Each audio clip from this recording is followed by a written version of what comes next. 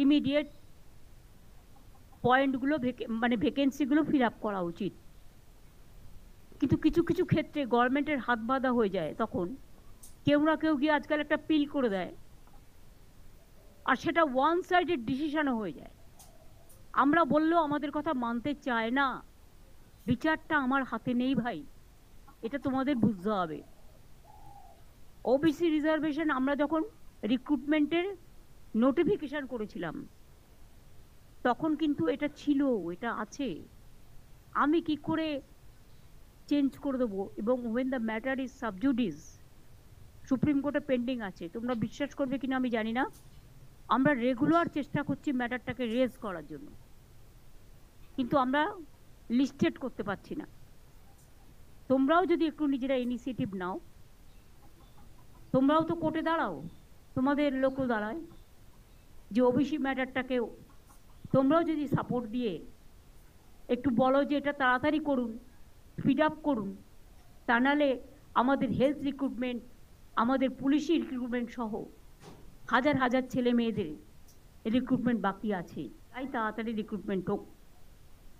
Central redressal system already বলে দিয়েছেন chief secretary. তো আমার মনে হয় যেহেতু মাননীয় মুখ্যমন্ত্রী এটা নিয়ে নির্দেশ দিয়ে দিয়েছেন, আমরা ওয়ান স্টেপ আমরা এমনি এগিয়ে গেছি এবং মার্চ 2025 অবধি এই প্রসেস কমপ্লিট করা হবে।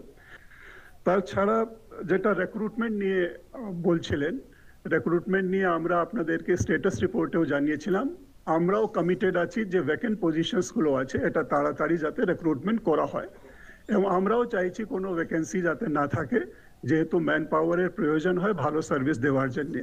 কিন্তু একজন আপনাদের মধ্যে থেকে বললেন কি ওবিসি যে ইস্যু সাবজুডিস আছে ওটাকে বাদ দিয়ে এটা করা যায় কিনা। আমার মনে হয় এটা সম্ভব নেই, যেহেতু একটা রিক্রুটমেন্ট করতে গেলে ওখানে রিজার্ভেশন একটা কম্প্রিহেন্সিভ রিজার্ভেশন দেখতে হয়, ডিফারেন্ট ক্যাটেগরি রিজার্ভেশন থাকে। আপনি একজন ক্যাটেগরিকে বাদ দিয়ে অন্য ক্যাটেগরির জন্য রিজার্ভেশন বেনিফিট দিলেন, কিন্তু ওদেরকে দিলেন না যেহেতু সাবজুডিস আছে, সেই জন্য পিস মিল ম্যানারে রিক্রুটমেন্ট করা এখন সম্ভব হচ্ছে না।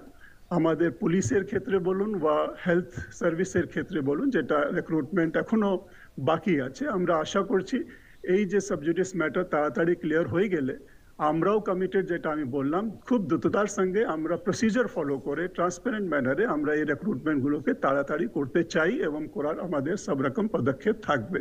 এখানে আমাদের কোনো অনীহা নেই, কিন্তু আমরা কোনো শর্টকাট বা কোনো এরকম জিনিস করতে পারি না যেটা ডিসক্রিমিনেটরি হবে। এটা একটু আমাদের সকলকেই মাথায় রাখার জন্য আমি অনুরোধ করব।